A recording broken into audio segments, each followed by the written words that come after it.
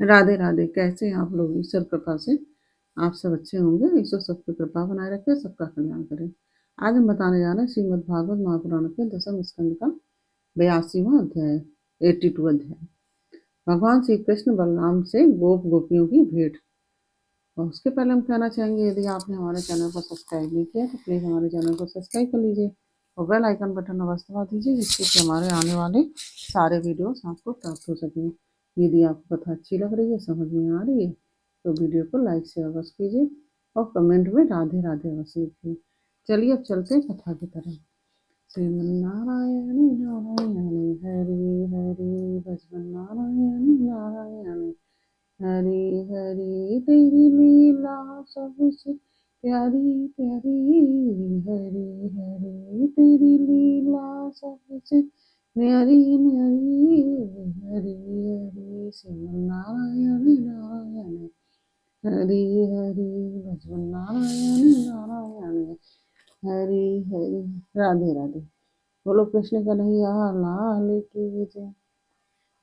श्री सुखदेव जी कहते हैं, परीक्षित, इसी प्रकार भगवान श्री कृष्ण और बलराम जी द्वारका में निवास कर रहे थे। एक बार सर्वग्रास सूर्यग्रहण लगा, जैसा कि प्रलय के समय लगा करता है। परीक्षित, मनुष्यों को ज्योतिषियों के द्वारा उस ग्रहण का पता पहले से ही चल गया था।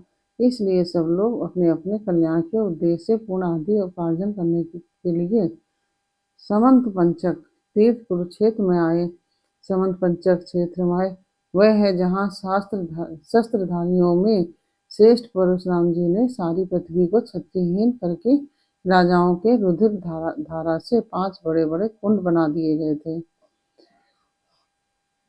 राजाओं की रुधिर धारा से 5 बड़े बड़े कुंड बना दिए गए थे। जैसे कोई साधारण मनुष्य अपने पाप की निवृत्ति के लिए प्रायश्चित करता है, वैसे ही सब शक्तिमान भगवान परशुराम ने अपने साथ कर्म का कुछ संबंध न होने पर भी लोक मर्यादा की रक्षा के लिए वहीं पर यज्ञ किया था। परीक्षित, इस समय तीर्थ यात्रा के अवसर पर भारतवर्ष के सभी प्रांतों की जनता कुरुक्षेत्र आई थी। उनमें अक्रूर, वसुदेव, उग्रसेन आदि बड़े बूढ़े और गद, प्रद्युम्न, सांब आदि अन्य यदुवंशी भी अपने अपने पापों का नाश करने के लिए कुरुक्षेत्र आए थे। प्रद्युम्नंदन अनिरुद्ध और यदुवंशी सेनापति कृतवर्मा, ये दोनों सुचंद, शुक्र, सारण आदि के साथ नगर की रक्षा के लिए द्वारका में रह गए थे। यदुवंशी एक तो स्वभाव से ही परम तेजस्वी थे, दूसरे गले में सोने की माला, दिव्य पुष्पों के हार, बहुमूल्य वस्त्र और कवचों से सुसज्जित होने के कारण उनकी शोभा और भी बढ़ गई थी। वे तीर्थ यात्रा के पथ में देवताओं के विमान के समान, रथों, समुद्र की तरंगों के समान चलने वाले घोड़ों, बादलों के समान विशालकाय एवं गर्जना करते हुए हाथियों तथा विद्याधरों के समान मनुष्यों के द्वारा ढोई जाने वाली पालकियों पर अपनी पत्नियों के साथ इस प्रकार शोभायमान हो रहे थे, मानो स्वर्ग के देवता ही यात्रा कर रहे हो। महाभाग्यवान यदुवंशियों ने कुरुक्षेत्र में पहुंचकर एकाग्र चित्त से संयम पूर्वक स्नान किया और ग्रहण के उपलक्ष्य में निश्चित काल तक उपवास किया। उन्होंने ब्राह्मणों को गौदान किया। ऐसी गौओं का दान जिन्हें वस्त्रों की सुंदर सुंदर झूले, पुष्पमालाएं और सोने की जंजीरें पहना दी गई थी। इसके बाद ग्रहण का मोक्ष हो जाने पर परशुराम जी के बनाए हुए कुंडों में यदुवंशियों ने विधि पूर्वक स्नान किया और शतपात ब्राह्मणों को सुंदर सुंदर पकवानों का भोजन कराया। उन्होंने अपने मन में यह संकल्प किया कि भगवान श्री कृष्ण के चरणों में हमारी प्रेम भक्ति बनी रहे।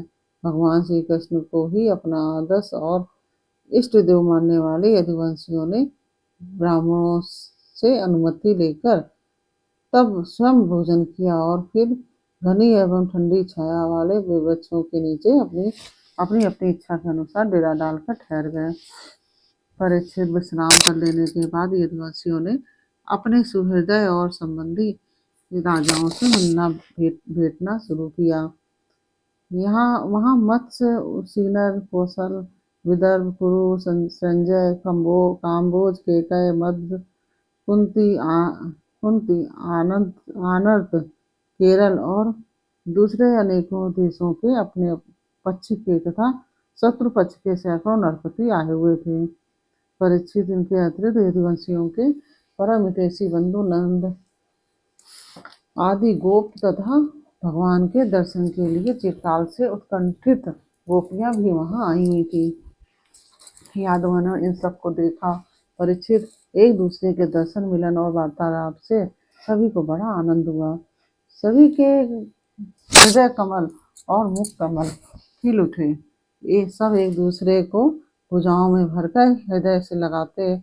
उनके नेत्रों से आंसुओं की झड़ी लग जाती, रोम रोम खिल उठता और प्रेम के आवेग से बोली बंद हो जाती और सब के सब आनंद समुद्र में डूबने उतराने लगते। पुरुषों की भांति स्त्रियां भी एक दूसरे को देखकर प्रेम और आनंद से भर गईं। वे अत्यंत सौहार्द, मंद मंद मुस्कान, परम पवित्र, तिरछी चितवन से देख देख कर परस्पर भेंट अंकवार भरने लगी। वे अपनी भुजाओं में भरकर केसर कर लगे हुए वक्षस्थलों को दूसरी स्त्रियों के वक्षस्थलों से दबाती और अत्यंत आनंद का अनुभव करती।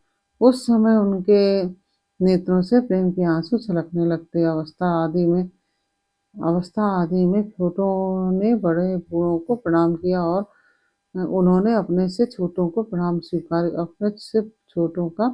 स्वीकार किया। वे एक दूसरे का स्वागत करते एवं तथा कुशल मंगल आदि पूछकर फिर श्री कृष्ण की मधुर लीलाएं आपस में कहने सुनने लगे। परीक्षित कुंती वसुदेव आदि अपने भाइयों बहनों, उनके पुत्रों, माता पिता, भाभियों और भगवान श्री कृष्ण को देखकर तथा उनसे बातचीत करके अपना सारा दुख भूल गई। कुंती ने वसुदेव से कहा, भैया मैं सचमुच बड़ी अभागिन हूँ। मेरी एक भी आद पूरी नहीं ना हुई। आप जैसे साधु स्वभाव सज्जन भाई आपत्ति के समय मेरी सुध भी न लें, इससे बढ़कर दुख की क्या बात होगी। भैया विधाता जिसके बाएं हो जाता है उसे स्वजन संबंधी, पुत्र और माता पिता भी भूल जाते हैं। इसमें आप लोगों का कोई दोष नहीं है। वसुदेव जी ने कहा, बहन उल्हाना मत दो, हमसे बिलग ना मानो। सभी मनुष्य देव के खिलौने हैं। यह संपूर्ण लोक ईश्वर के वश में रहकर कर्म करता है और उसका फल भोगता है। बहन कंस के सताए जाकर हम लोग इधर उधर अनेक दिशाओं में भगे हुए थे। अभी कुछ ही दिन हुए ईश्वर कृपा से हम सब पुनः अपना स्थान प्राप्त कर सके हैं। श्री सुखदेव जी कहते हैं, परीक्षित वहां जितने भी नरपति आए थे, वसुदेव, उग्रसेन आदि यदुवंशियों ने उनका खूब सम्मान सत्कार किया और वे सब भगवान श्री कृष्ण का दर्शन पाकर परमानंद और शांति का अनुभव करने लगे। परीक्षित भीष्म पितामह, द्रोणाचार्य, धृतराष्ट्र, दुर्योधन आदि पुत्रों के साथ गांधारी पत्नियों के सहित युधिष्ठिर आदि पांडव, कुंती, संजय और विदुर, कृपाचार्य, कुंती भोज, विराट, भीष्मक, महाराज नग्नजित, पुरजित, ध्रुपद, शल्य, दष्टकेतु, काशी नरेश, दमघोष, विशालाक्ष, मिथिला नरेश, भद्र नरेश, केकय नरेश, युधामन्यु, सुशर्मा अपने पुत्रों के साथ बाहिक और दूसरे भी युधिष्ठिर के अनुयायी नृपति भगवान श्री कृष्ण का परम सुंदर श्री निकेतन विग्रह और उनकी रानियों को देखकर अत्यंत विस्मित हो गए। अब वे बलराम जी तथा भगवान श्री कृष्ण से भलीभांति सम्मान प्राप्त करके बड़े आनंद से श्री कृष्ण के स्वजनों यदुवंशियों की प्रशंसा करने लगे। उन लोगों ने मुख्यतया उग्रसेन को संबोधित करके कहा कि भोगराज उग्रसेन जी, सच पूछिए तो इस जगत के मनुष्यों में आप लोगों का जीवन ही सफल है। धन्य है, धन्य है, क्योंकि जिन श्री कृष्ण के का दर्शन बड़े बड़े योगियों के लिए भी दुर्लभ है, उन्हीं को आप लोग निरंतर देखते रहते हैं। वेदों ने बड़े आदर के साथ भगवान श्री कृष्ण की कीर्ति का गान किया है। उनके चरण धोवन का जल, गंगा जल, उनकी वाणी, शास्त्र और उनकी कीर्ति इस जगत को अत्यंत पवित्र कर रही है। अभी हम लोगों के जीवन की ही बात है। समय के फेर से पृथ्वी का सारा सौभाग्य नष्ट हो चुका था, परंतु उनके चरण कमलों के स्पर्श से पृथ्वी पर फिर समस्त शक्तियों का संचार हो गया और अब वह फिर हमारी समस्त अभिलाषाओं, मनोरथों को पूर्ण करने लगी। उग्रसेन जी, आप लोगों का श्री कृष्ण के साथ वैवाहिक एवं गोत्र संबंध है। यही नहीं, आप हर समय उनका दर्शन और स्पर्श प्राप्त करते रहते हैं, उनके साथ चलते हैं, बोलते हैं, सोते हैं, बैठते हैं और खाते पीते हैं। ये तो यूं तो आप लोग गृहस्थी के झंझटों में फंसे रहते हैं, जो नरक का मार्ग है, परंतु आप लोगों के घर वे सर्वव्यापक भगवान विष्णु भगवान मूर्तिमान रूप से निवास करते हैं, जिनके दर्शन मात्र से स्वर्ग और मोक्ष तक की अभिलाषा मिट जाती है।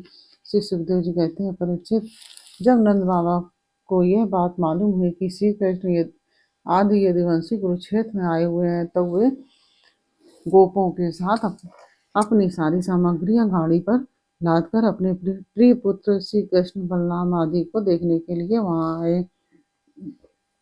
नंद आदि गोपों को देखकर सब के सब यदुवंशी आनंद से भर गए और वे इस प्रकार उठ खड़े हुए कि मानो मृत शरीर में प्राणों का संचार हो गया हो।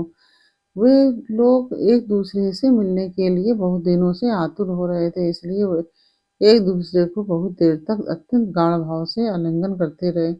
वसुदेव जी ने अत्यंत प्रेम और आनंद से विह्वल होकर नंद जी को हृदय से लगा लिया। उन्हें एक एक करके सारी बातें याद हो आई। कंस किस प्रकार उन्हें सताता था और किस प्रकार उन्होंने अपने पुत्र को गोकुल में ले जाकर नंद जी के घर में रख दिया था। भगवान श्री कृष्ण और बलराम जी ने माता यशोदा और पिता नंद जी के हृदय से लगकर उनके चरणों में प्रणाम किया। परीक्षित, उस समय प्रेम के उद्रेक से दोनों भाइयों का गला रुंध गया और वे कुछ भी बोल न सके। महाभागवती यशोदा जी और नंद बाबा ने दोनों पुत्रों को अपनी गोद में बिठा लिया और भुजाओं से उनका गाढ़ आलिंगन किया, मतलब बहुत अच्छे से हृदय से लगाया और उनके हृदय में चिरकाल तक न मिलने वाले जो दुख था वह सब मिट गया। रोहिणी और देवकी जी ने वज्रेश्वरी यशोदा को अपनी अंकवार में भर लिया। यशोदा जी उन लोगों के साथ जो मित्रता का व्यवहार किया, उसका स्मरण करके दोनों का गला भर आया। वो यशोदा जी से कहने लगी कि यशोदा रानी, आपने और ब्रजेश्वर नंद जी ने हम लोगों के साथ जो मित्रता का व्यवहार किया है वह कभी मिटने वाला नहीं है। उसका बदला इंद्र का ऐश्वर्य पाकर भी हम किसी प्रकार नहीं चुका सकते।